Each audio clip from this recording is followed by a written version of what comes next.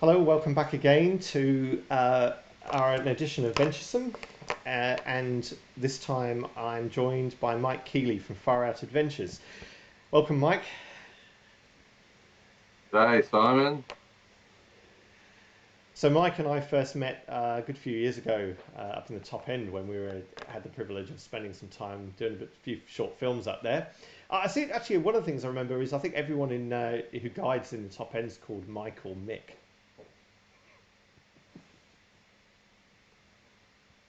I think we've got Mike Jarvis, Mick Jerram, and Mike Keighley, and we're talking to Mick Jerram next week.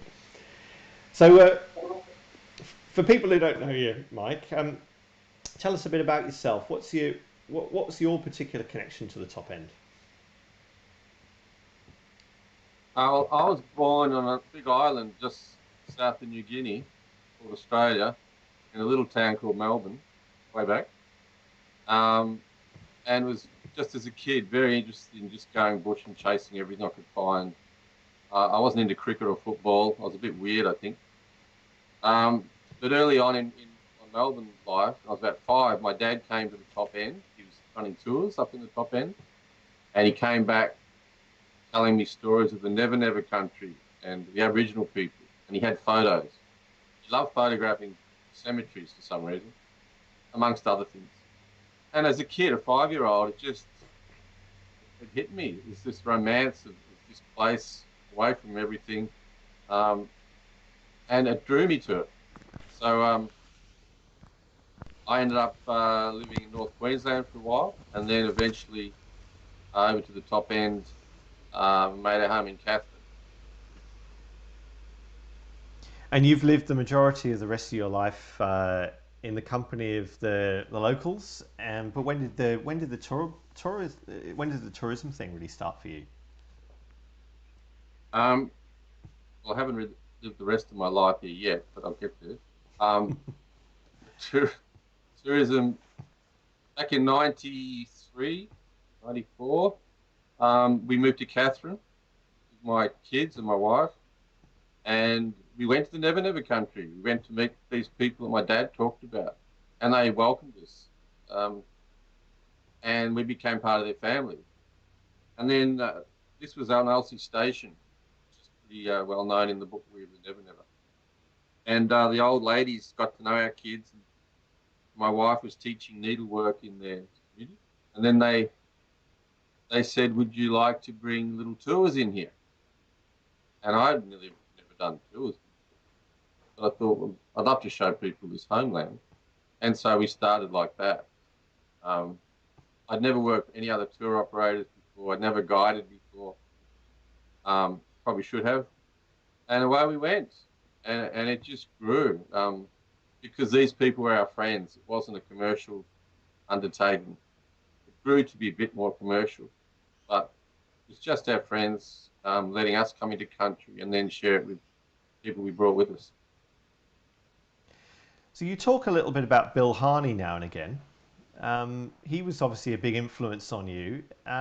When did you meet, and what sort of role did he have in developing what you do now? Um, yeah, I met Bill in Catherine um, just socially. We weren't talking tourism. Then we met at a tourism function in Catherine, and I was getting a bit bored, and he was. I said, well, let's go and get a cup of tea, which we did. And this is probably 25 years ago. And then Bill invited me into his country out there in the Victoria River region. And we've had a long-term relationship now. I bring people into his country, camp out. I'm like the conduit to get people out to see Bill, and then Bill takes over. But he's getting older, so yeah, I look after him, and often we just sit around the campfire, he and I, when our customers have gone to bed, and we just talk about our kids. And, he teaches me about the universe, the Aboriginal star systems, uh, bush foods, bush medicines, incredible wealth of knowledge, still untapped. Yeah, that's Bill. So it's a really, it's just always a fascinating picture that it paints of the culture and also the overlap when you bring sort of tourism into Aboriginal communities and how welcoming it is. You obviously get to take, and now you take a lot of quite, let's say some famous people, you take quite a lot of wealthy people into these areas, people who probably are looking for, to find themselves and have that alternative experience. But that must still come as quite a shock to a lot of them. What is the reaction when people first hit the top end bush? How do they commonly react? And also, how do they also sometimes comically react? I think there's lots of stories, but one of the funniest was a guy turning up at Darwin Airport. He comes out of into my vehicle, and he's got a Dundee knife made. He had it made in Germany specially, so that when he comes into the Outback, he's ready to take on the wild. I think another one was the funniest was Bill Harney was out there with a couple from London, very highbrow London couple. And Bill loves to know where people come from. We're sitting around the fire. So where do you come from? And my client goes, hey, we come from a place called London, like a little bit patronising. Come from a place called London. And Bill goes, yeah, I know London. You got the Queen. Yes, we have the Queen. Yeah. Bill goes, her old man drinks a lot, doesn't he? and Lord Sutch goes, I don't know, Prince Phillips. I don't think so. And Bill goes, I know he drinks a lot. We had dinner one night and he got smashed. And it was true. Bill had dinner with the Queen and Prince Philip back in the 60s or 70s. And I think those left field things, people sort of come with all sorts of expectations of the Aboriginal people. Some of them have never travelled, the Aboriginal people. Some of them have gone around the world more than anybody. And it's the unknown, I think, that brings out the warmth of it all. But these people love their country. They love being back where they came from. They won't leave it. But they do travel sometimes too. And that comes a bit of a shock for some of the people we take out there. It's interesting, isn't it? Yeah, Aboriginals do travel. I mean, it's part of their culture to walk, isn't it? So in some respects, they probably, before planes and cars were invented, they were probably traveling a lot more than many of our ancestors were. Let's talk about. So, now, I mentioned in the brief for this well, we mentioned rich and famous people, but you have a funny story, and it also relates back to something you did with Bill about a certain Kim Kardashian. Yeah, go on, tell us the whole story, because I think it's very charming. I hope nobody's listening from the Kardashians, but I doubt it. so some time ago, we took out some beautiful lady. She was a makeup artist, stars. We went out to Bill's country, and we do a lot, not just bush food, but bush perfumes, scents from the plants, natural oils, and that. But Bill took me to a spring, a water hole, and he said, dive between these trees, and you'll got to dig. You got to hold your breath, dive deep, and pull up the mud. And I dived and dived, and nothing happened. Next thing I came up, all the water around me was shimmering bronze color. So in the bottom of this water hole, there's this natural bronzing mud, and I had it analysed. It's natural stuff.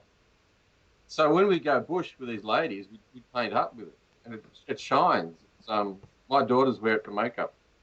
So this makeup artist took it back to New York and introduced the Kardashians.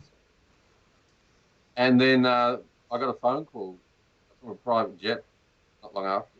She said, hi, Mike, I'm in a private jet. You won't believe I'm flying over Australia with the Kardashians, and they want to meet you in Broome in the next couple of days. They're so fascinated by this makeup. They're wearing it in all their bush shoots, film shoots. And I said, who's wearing it? And I said, the Kardashian. And I said, I'm probably busy. She said, if you take this job on, you'll never have to work again because of the the mule, the money. She said, they'll pay whatever you ask. Take them and show them. I said, yeah, Kardashians. I said, I'm still busy. So I have a big integrity. Anyway, 2 days later, I was out doing crocodile safaris with some people, and my deckhand introduced me to my clients and said, Mike has given up his day to come with you people and show you wildlife, and he's given up his day instead of spending time with the Kardashians to be with you. And obviously, the people I was with didn't believe it, but it was true. Yeah, funny story. Maybe I should have taken up the offer, but this is what the start. I seem to remember you telling me that story, and I think it sounded like you were actually committed to doing something already. Yes, And that's the real story. You weren't going to drop it. You weren't going to drop a cruise for other people for anybody that you'd already committed to. You said you've got a bit of that. Have you got? Do you want to show us? You've got a bit of the bronzer there. Amazing. Yeah. It comes from a rock art site called Moon Dreaming. So we call this moon dust. This is just a little piece of the camera. Mm-hmm. But if I rub it, it becomes. Yeah. Okay. If I put it on my face, I can't go outside. It stays. One day I had it on my face, covered in it. The next day I flew to Sydney, and I still couldn't get off my face.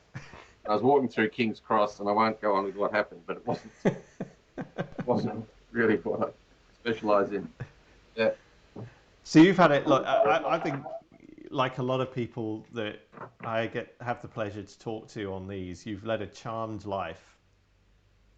Started with an opportunity where you were invited by the Aboriginal people to guide people on their land, which is extraordinary enough. But continuing to do that, there must hardly be a day where you don't look back and feel privileged to do it. But going forward, what are your hopes?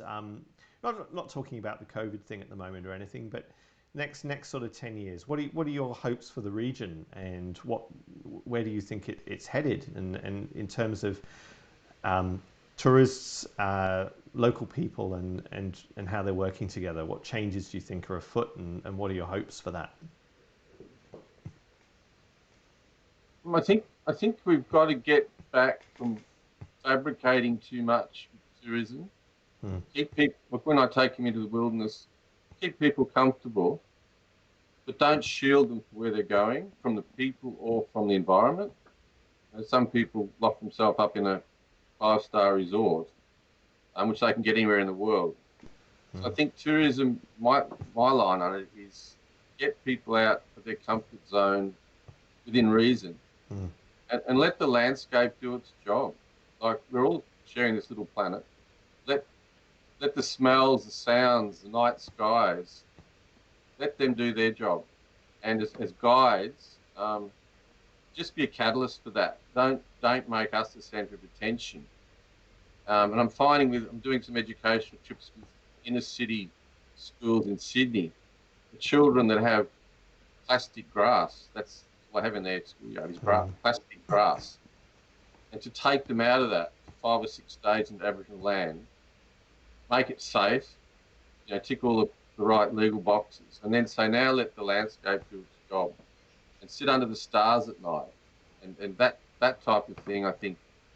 I hope I can still be doing that in 10 years, but I'm also pretty thankful that some of the kids I've taken out 20 years ago are now adults, and they're still in the corporate world, a lot of them, but they're remembering those images.